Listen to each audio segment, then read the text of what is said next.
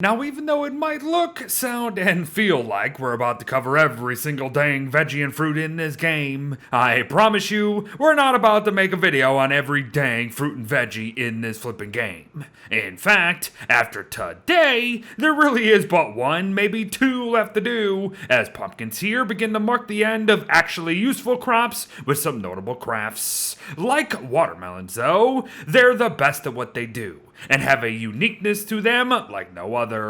So grab your coffee coupons, folks, as fall's come early. But what exactly are they best at, you ask? Well, filling our bellies, actually. For you see, both raw and cooked pumpkins all alone will restore a highly respectable 37.5 hunger per munch, with a bit of health restorations on the side to boot. Now that's pretty dang insane for a non-crockpot food, and is actually the highest of any crop around, minus a couple favorite food mechanics thrown into the mix here and there, so a couple pumpkins can really spice up your diets. However, where pumpkins truly start to make their mark is in their crafts, like with friendly scarecrows here. Requiring only a science machine at the end of the day, the main draw of the structure is to essentially replace crow spawns with that of canaries, and it will do so in any turf that's applicable. Not all, mind you, but most for sure, as you can see, and canaries are used in electric darts, some fishing floats, and even in the spawning of misery toadstool, which in and of itself can lead to a lot of interesting things, so make notes.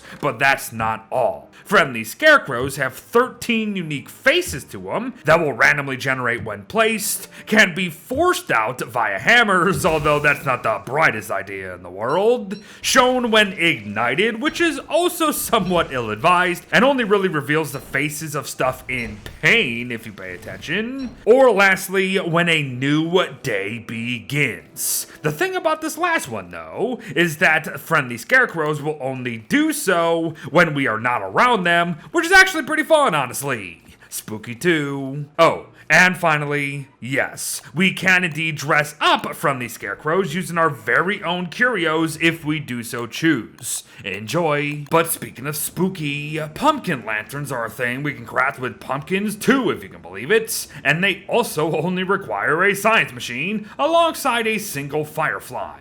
But pumpkin lanterns are long-lasting, portable light sources that we can drop and use at will wherever we please. And by long-lasting, I mean like at least 5 days worth of light at their lowest, and roughly 35 days at their most if Hallowed Night happens to be on. Seasons matter there too, mind you. However, after some recent changes, how a pumpkin lantern leaves behind its firefly is actually the same, regardless of whether it breaks open or just simply rots over time, so be aware of that. You don't lose the fly. Good stuff. But perhaps not the sweetest, mind you. Oh, no. We best save that for these pumpkin cookies. Pumpkins apparently want to share the spotlight with some other sanity-giving crops and their own crockpot dishes out there, as pumpkin cookies here may drop a pumpkin's health restoration, sure, but will keep a pumpkin's hunger value, all the while granting an additional 15 sanity a pop. And that is truly not bad, especially given how bloody cheap they can be.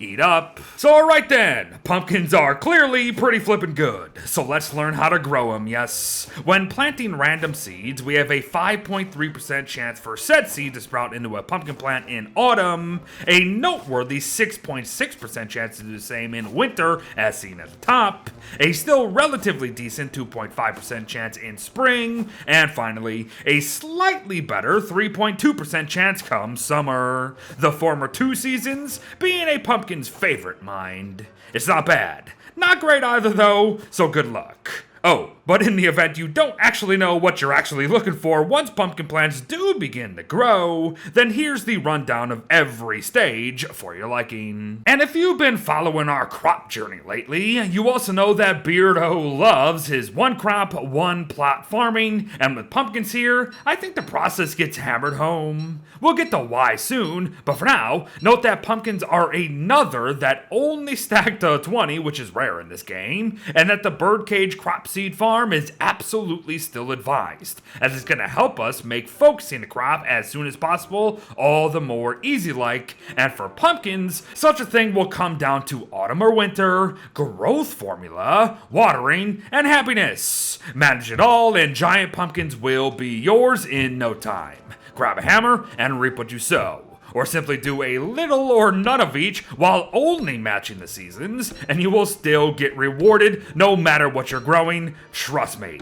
Some stress is okay, folks. But yes, why hammer home pumpkins as a one crop, one plot powerhouse? Well, because a pumpkin's crop combinations are about as far and few between than any we've seen so far.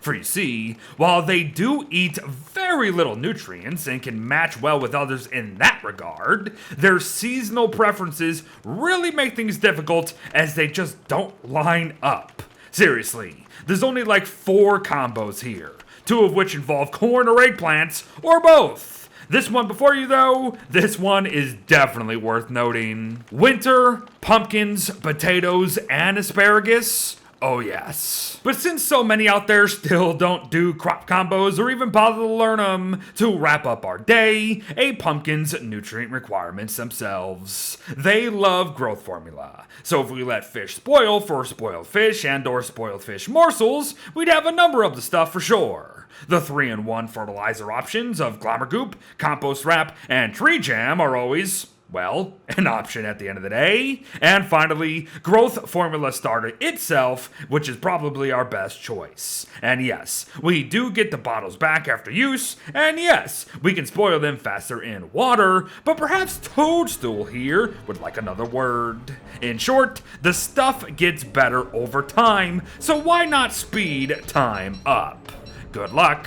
And there you have it, everyone. A terribly tasting, spiced up guide on pumpkins within Don't Starve Together here. But no, seriously, who actually enjoys the taste of pumpkins for Pete's sake?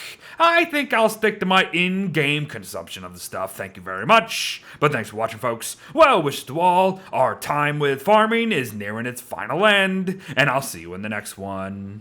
Bye-bye.